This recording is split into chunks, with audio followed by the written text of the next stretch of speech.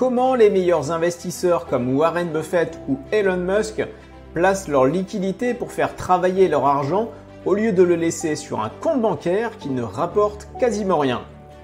On va voir que c'est quelque chose qui est également accessible aux investisseurs particuliers comme toi ou moi.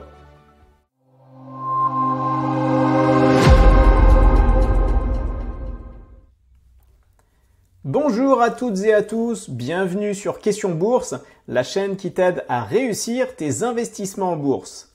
Et dans cette vidéo, nous allons voir comment réussir à bien placer tes liquidités comme le font la plupart des grands investisseurs. Warren Buffett et Charlie Munger, les deux figures emblématiques de la société d'investissement Berkshire Hathaway, ont un problème de riches. Cette société holding, qui possède des parts dans le domaine de l'industrie, des services, de l'énergie, de l'assurance et de la distribution, ne cesse d'accumuler de la trésorerie. L'année dernière, le free cash flow disponible de Berkshire Hathaway, en gros l'argent que la société a gagné, a été de plus de 22 milliards de dollars. Et en tout, la trésorerie disponible était de plus de 100 milliards de dollars. Un des problèmes de Buffett, c'est que malgré tous les investissements de Berkshire Hathaway, les croissances externes et les rachats d'actions, la société ne cesse d'accumuler des liquidités. Tu pourrais me dire, pourquoi ne pas tout réinvestir? Eh bien, Warren Buffett gère avec prudence son fonds d'investissement car il considère que les marchés sont trop haussiers. Je t'en avais d'ailleurs parlé dans une ancienne vidéo de la chaîne. Dans ce contexte, il a du mal à trouver des cibles d'achat à des prix attrayants, surtout sur le marché américain.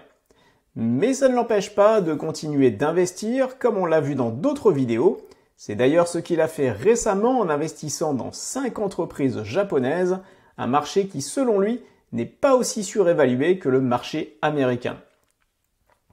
Mais l'année dernière, malgré les 34 milliards de dollars en achat d'actions, les 11 milliards de dollars en acquisition d'entreprises et les 8 milliards de dollars sur les rachats de ses propres actions, Berkshire Hathaway s'est quand même retrouvé avec plus de liquidités qu'elle n'en avait initialement. En l'absence d'opportunités intéressantes et également pour garder du cash disponible en cas de correction des marchés, Warren Buffett se retrouve donc avec un gros pactole d'argent liquide à gérer. Donc que faire de cet argent non placé qui est en plus rogné par l'inflation? Car juste garder de l'argent liquide sur un compte qui ne rapporte rien ou quasiment rien n'est pas vraiment optimum en termes d'investissement. Pour un investisseur personnel comme toi ou moi, on ne se retrouve pas avec des milliards d'euros d'argent à gérer qui dorment sur un compte. Mais garder une part de liquidité disponible pour ses investissements en cas de correction des marchés ou pour faire des investissements futurs n'est pas forcément une mauvaise idée, car c'est surtout dans les baisses que les meilleurs achats se font. Les bons du Trésor américain sont des instruments financiers émis par le gouvernement des États-Unis pour financer ses activités et rembourser ses dettes. Comme tous les États, les États-Unis n'ont pas un budget à l'équilibre et dépensent plus chaque année que ce qu'ils font rentrer comme argent en taxes et impôts. Ils doivent donc emprunter de l'argent sur les marchés financiers pour boucler leur budget. Et un État, pour emprunter de l'argent, le fait à travers des obligations d'État qu'il va émettre. Dans le cas des États-Unis, le pays va émettre des obligations que l'on appelle des bons du Trésor. Alors il existe plusieurs types d'obligations, mais on ne va pas rentrer dans le détail, ce n'est pas l'objet de la vidéo. Ces bons du Trésor constituent un élément fondamental du marché de la dette publique. Ces bons sont considérés comme des investissements sûrs et fiables en raison de leur garantie directe par le gouvernement américain, ce qui réduit considérablement le risque de défaut de paiement. Car dans le monde d'aujourd'hui, personne n'imagine sérieusement que les États-Unis puissent faire défaut sur leurs dettes et ne puissent pas rembourser leurs créanciers. C'est pour cela que investir dans des bons du Trésor américains est une solution fiable et totalement sécurisée pour placer son argent. Les bons du Trésor sont attrayants pour les investisseurs en raison de leur sécurité, de leur liquidité et de leur prévisibilité. Ils sont considérés comme des valeurs refuges en période d'incertitude économique ou de volatilité sur les marchés financiers. Il existe différents types de bons du Trésor avec des échéances variant de quelques jours à plusieurs décennies. Les bons du Trésor à court terme, par exemple, ont des échéances généralement inférieures à 1 an, tandis que le bon à moyen et long terme ont des horizons plus étendus. Ces titres sont émis par le département du Trésor des États-Unis par le biais de ventes aux enchères régulières. Si tu investis sur un bon du Trésor à court terme, par exemple 1 an, cela signifie que ton argent sera bloqué 1 an et à l'issue de cette échéance, tu récupéreras l'argent que tu as prêté au gouvernement américain, mais tu recevras en plus des intérêts qui te seront versés périodiquement. Par exemple, pour un bon du Trésor de 1 an, tu recevras des intérêts à 6 mois et à 1 an.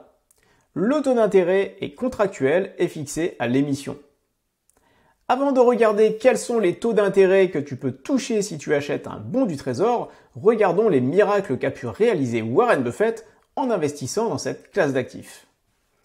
Avec la remontée des taux d'intérêt par les banques centrales, les conditions de marché sont aujourd'hui exceptionnelles pour les obligations d'État et notamment pour les bons du Trésor américains. Les intérêts que versent ces bons du Trésor sont assez exceptionnels et bien au-dessus des dividendes que peuvent verser la plupart des entreprises. L'agence de notation Fitch a dégradé il y a quelques jours la note des États-Unis qui perdent ainsi leur précieux AAA, la meilleure note attribuée par une agence de notation sur la capacité à rembourser une dette. On pourrait alors penser qu'investir dans des bons du Trésor américains n'est pas une bonne idée dans ces conditions. Mais selon Warren Buffett, c'est un événement sans importance. Récemment interviewé par CNBC, il a déclaré « C'est une chose dont les gens ne devraient pas s'inquiéter ». Et il l'a prouvé en investissant massivement dans les bons du Trésor américains. Après avoir réalisé tous ces investissements, Berkshire Hathaway s'est retrouvé l'année dernière avec 29 milliards de dollars d'argent non utilisé.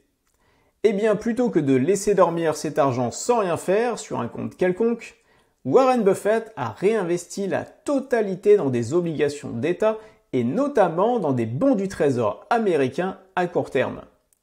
Et c'est également ce que fait Elon Musk, le PDG de Tesla et SpaceX. Elon Musk, qui répondait à un message publié par Ackman sur X, le nouveau nom de Twitter, a confirmé qu'il plaçait des liquidités dans des bons du Trésor à court terme, comme le fait Warren Buffett. Cela permet à toutes ces sociétés ou fonds d'investissement de faire travailler leur argent, l'argent de la société, sans risque et avec un très bon rendement. Et justement, avant de voir les super rendements que tu vas pouvoir avoir sur les bons du Trésor US, je suis curieux de savoir où tu places actuellement tes liquidités.